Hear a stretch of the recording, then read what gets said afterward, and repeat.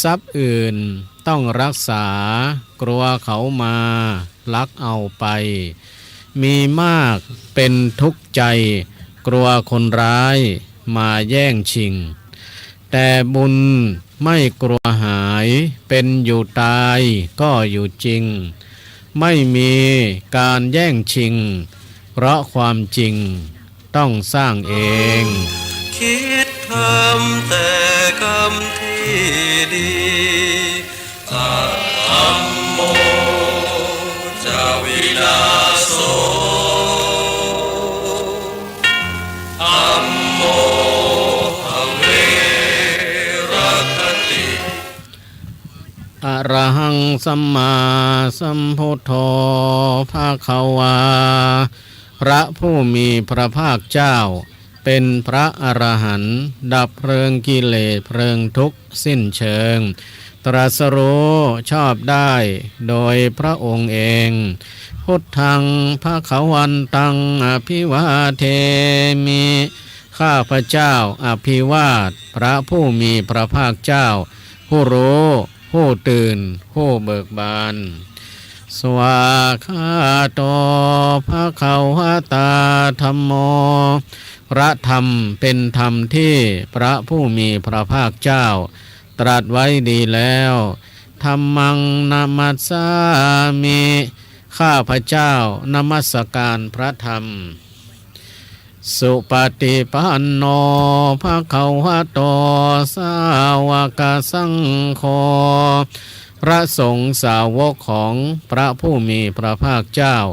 ปฏิบัติดีแล้วสังฆังนะมามิข้าพเจ้านอบน้อมพระสงฆ์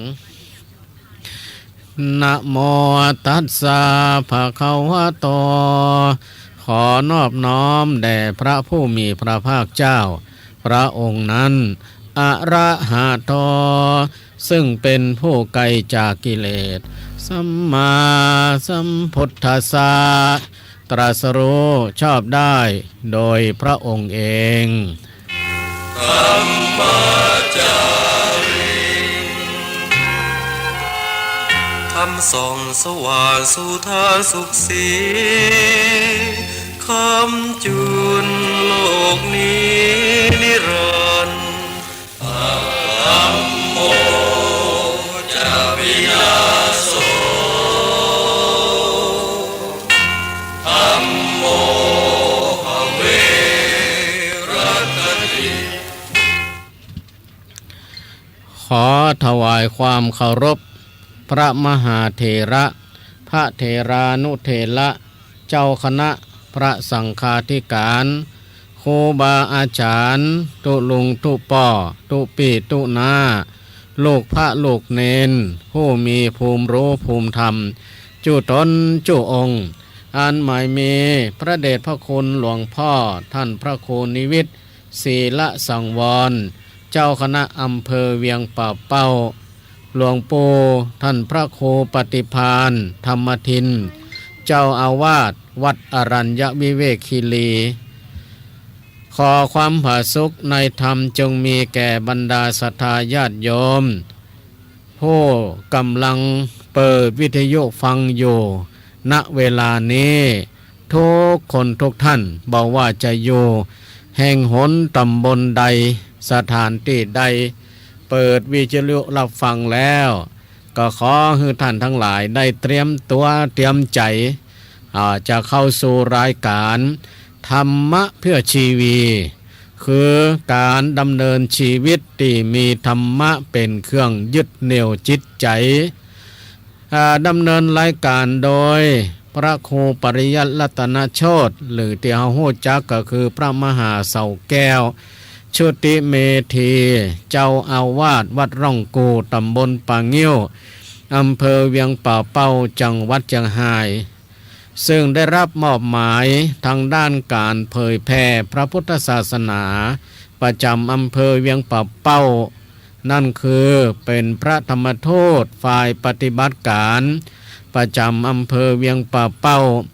เป็นประธานหน่วยอบรมประชาชนประจำตำบลปางงิ้วแล้วก็เป็นพระอาสาสอนศีลธรรม ในโรงเรียนก็ได้มามาพบกับบรรดาศรัทธาญาติโยมทั้งหลายวันนี้ตามปกติก็จะเป็นรายการของตุลุงดอยรายการธรรมะสำหรับคนนอนดึกนี่นะก็พอดี เมื่อวันเสาร์ที่ผ่านมา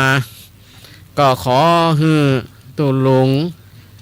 ออกแตนไปก่อนวันนั้นก็มีภารกิจที่ออกพื้นที่เนาะก็เลยบ่ได้มาออกกันเลยขอตุลุงบอกว่าขอตุลุงออกวันเสาร์วันเสาร์เดี๋ยวผมจะไปออกแตนวันจันทร์นี่นะไปออกแตนวันจันทร์ก็วันนี้ก็ถือว่ามาสลับซับเปลี่ยนกันเฉพาะครั้งนี้บ่ได้ต่อไปก็ปกติเนาะปกติถ้าว่าบ่มีกิจธุระอันหยังเนาะก็ถ้ามีกิจธุระอันหยังก็มอบหมายคือตุลุงดอยกาตุลุงวัดหั่งตำกาให้เนาะมาออกแตนเพื่อว่าบ่ฮือรายการติดตั้งสถานีวิทยุเปิ้นได้ถวายเวลามันว่างเว้นก็ออกแตนกันไปได้ถ้ามีภารกิจตนใดตนหนึ่งที่มีศาสนกิจที่จะออกไปปฏิบัติหน้าที่นอกพื้นที่บางทีก็มันไปไกลนอนแฮมแก้มมือปิกมาบัดตันก็มอบหมายให้กันไปก็วันนี้ก็เลยนำรายการธรรมะเพื่อชีวีคือการดำเนินชีวิตที่มีธรรมะเป็นเครื่องยึดเหนี่ยวจิตใจมาออกรายการแตนสถานีตุลุงรายการของตุลุงวัดดอยจำพอเนาะมาสลับกันตุลุงออกวันเสาร์ละนะก็วันนี้ก็เป็นวันจันทร์ที่24เดือนพฤศจิกายนพุทธศักราช2568ก็ตรงกับขึ้น4ค่ำเดือน3เหนือเดือน1ใต้มาพบกับวันนี้ทางสถานีวิทยุดอยหมอกเรดิโอ 103.50 เมกะเฮิรตซ์โดยทีมงานของคุณโยมดารุณีพร้อมกับสถานีวิทยุแมคจารโมเดิร์นเรดิโอ 94.50 เมกะเฮิรตซ์โดยคุณโยมทิติรัตน์พรหมมินทร์พร้อมกันนั้นก็ยังมีสถานีวิทยุในเครือข่ายที่รับสัญญาณนี้ออกไปจะเป็นสถานีวิทยุของคณะสงฆ์หรือสถานีเพื่อการเผยแพร่การศึกษาของคณะสงฆ์ก็ดีหรือสถานีวิทยุเพื่อธุรกิจที่ญาติโยมทั้งหลายผู้อำนวยการเจ้าของสถานีที่ได้น้อมถวายเวลาเพื่อการเผยแพร่พระพุทธศาสนาให้กับพระนักจัดรายการพระนักเผยแพร่พระจิตอาสาพระธรรมทูตก็เป็นเวลา2 ชั่วโมงตั้งแต่เวลา2 ทุ่มจนถึงเวลา4 ทุ่มโดยประมาณก็ต้องขอกราบขอบพระคุณในความเมตตาของครูบาอาจารย์แล้วก็ขออนุโมทนากับผู้อำนวยการสถานีทุกสถานีตัวและก็ที่ลืมบ่ได้เด้อเจผู้ที่ควบคุมสถานีวิทยุดอยหล่อที่ได้ก็เอาสัญญาณนี่ไปแล้วก็เปิดสัญญาณนี่ออกไปอีกทั้งหมดทั้งมวลก็เกือบจะ30สถานีครอบคลุม8 จังหวัดภาคเหนือตอนบนอันนี้อนุโมทนาเด้อเจตลอดถึงช่างเทคนิคช่างที่ควบคุมสถานีทุกสถานีที่ดูแลเกี่ยวกับห้องส่งสถานีทุกสถานีเด้อเจ้าหน้าที่ที่ควบคุมทางด้านเครื่องเสียงสถานีเนาะรายการธรรมะเพื่อชีวีในวันนี้จะมานำเสนอในเรื่องการบำรุง บิดามารดาบิดามารดาที่เฮาฮู้ทราบกันไปว่าพ่อแม่ได้ชื่อว่าเป็นพระประจำตัวของลูกๆทั้งหลายแล้วพระประจำตัวของลูกๆที่อยู่ในอกในใจของพ่อของแม่ที่ได้โอ้ผ่านไปว่าพ่อแม่เปรียบเสมือนกับพระพรหมของลูกพ่อแม่เปรียบเสมือนกับพระเทพของลูกนะแล้วก็พ่อแม่เปรียบเสมือนกับบุรพาจารย์ของลูกแล้ววันนี้จะได้มานำเสนอข้อที่4พระประจำตัวของลูกก็คือพ่อแม่เป็นพระอรหันต์ของลูกจะเป็นอย่างใดพระอรหันต์ของลูกเมื่อเฮาฮู้ว่าพ่อแม่ที่ว่าเปรียบเสมือนกับพระประจำตัวของลูกตีอูไปแล้วที่ผ่านมาเนาะเมื่อครบทั้ง4แล้วเมื่อเฮาฮู้ว่าพ่อแม่เปิ้นมีพระคุณต่อเฮาอย่างนี้ในฐานะที่เฮาเป็นลูกเฮาจะตอบแทนบุญคุณของท่านได้อย่างใดเพราะฉะนั้นคืนนี้เฮาจะได้มาเข้าหัวข้อที่4ก็คือพ่อแม่เป็นพระอรหันต์ของลูกแต่ก่อนที่เฮาจะได้เข้ารายการธรรมะเพื่อชีวีช่วงแรกที่ขาดบ่ได้ที่ขาดบ่ได้เฮาจะได้มาร่วมกันสวดมนต์แปลบทพุทธคุณธรรมคุณสังฆคุณบทพาหงส์ทำนองสรพัญญะบทปรงสังขารบทพาหงส์เนาะทำนองสรพัญญะเหมือนกันแล้วก็บทปรงสังขารมนุษย์เราเอ๋ยกรรมคมกรรมสุภาษิต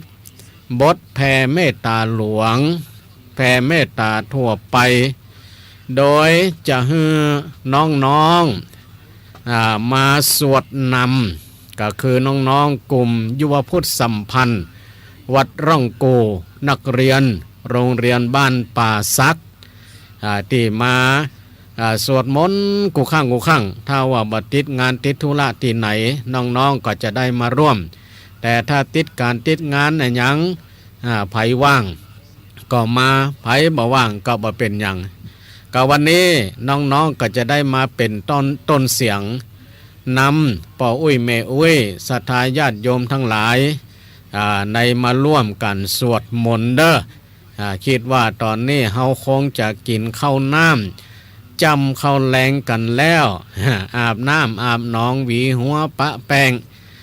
พร้อมที่จะร่วมกันสวดมนต์กับน้องๆก่อนที่เฮาจะรับจะนอนในค่ำของคืนวันนี้อาทิตย์หนึ่งก็จะได้มาครั้งหนึ่งถ้าบัดติดธุระอันหยังนะน้องๆก็จะได้มา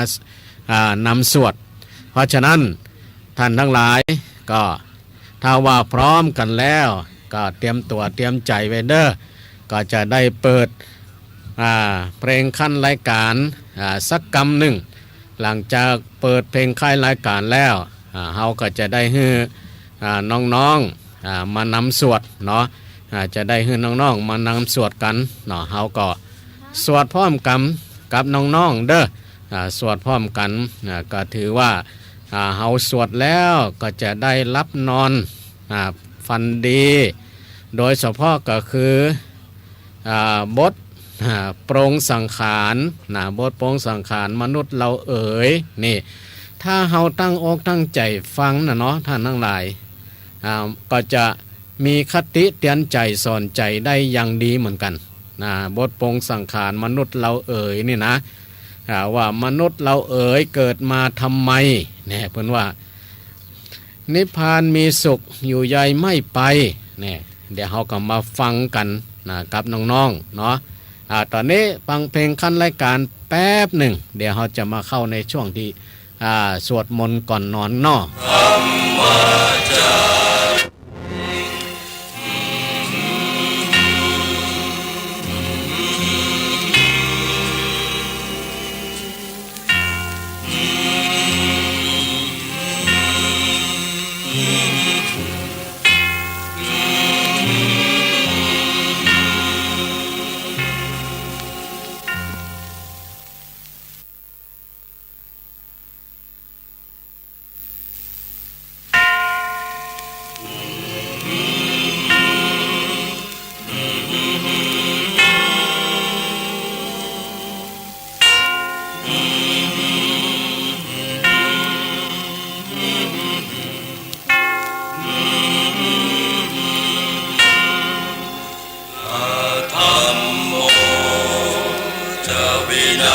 โส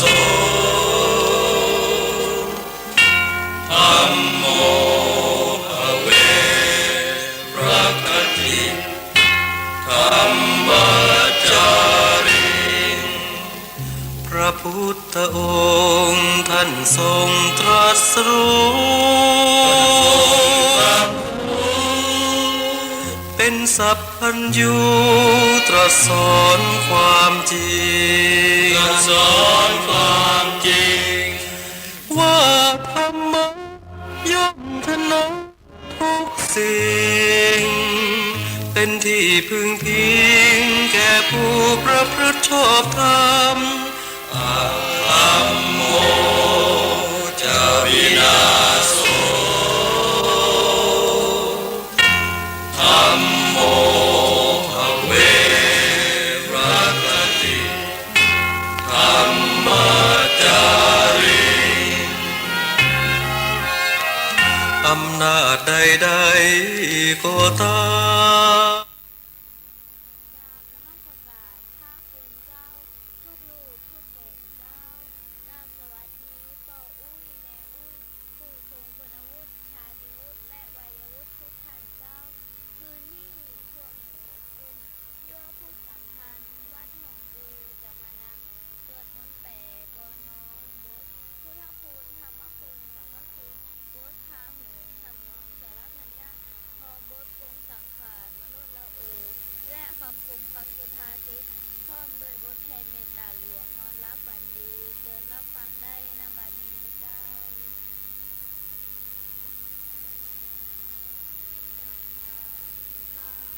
โธ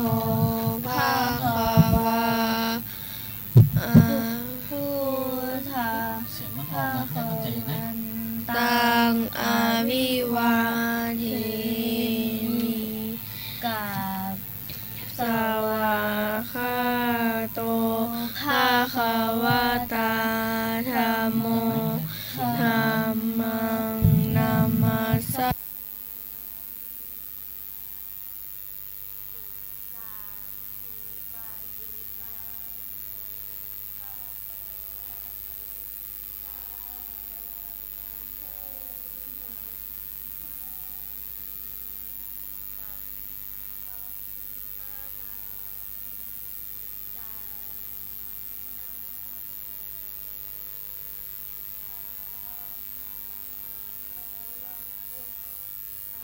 ถ้ามาหาสอกเกี้ยวฟองได้หรือดีเอามอยก้อยปากเขาเนิ่นๆครับสัญญาณมันก่อยครับ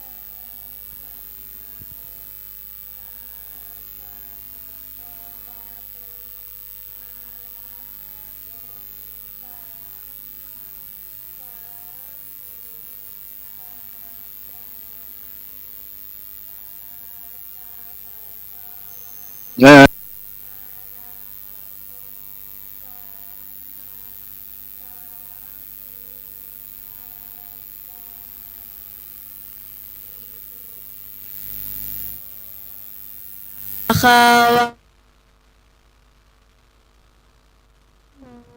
สัทโธจารณะสัมปันโนสุขโตโรกาวิทูอนุตตโลปุริสธรรมสาลาธิสัทธาเทวมนุษย์สานังพุทโธภาควาติ อนุสัย องค์ใดพระสัม ในพฤติกรรมหรือในนิสัยพระพุทธเจ้าใช้คำว่ากมลสันดานกมลแปลว่าใจสันดานก็คือไปติดอยู่แบบแกะมนุษย์คือเขาเกิดอยู่ในใจว่า